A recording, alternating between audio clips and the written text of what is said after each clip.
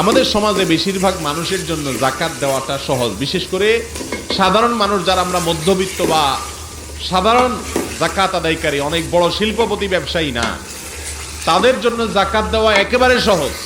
কিভাবে সহজ আমি বলি।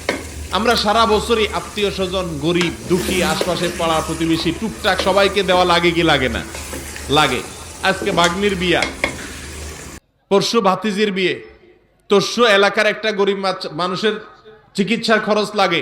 এরকম টুকটাক কাজে আমাদের সবসময় দেওয়া লাগে কি লাগে না? এই লাগাটা, এই দেওয়াটা আপনি শুধুমাত্র যাকাত থেকে হিসাব করে করে দিবেন। কোত্থেকে দিবেন? যাকাত থেকে। বাস, তাহলে হয়ে গেল। যাকাত সারা বছর ধরে দেওয়া যায়।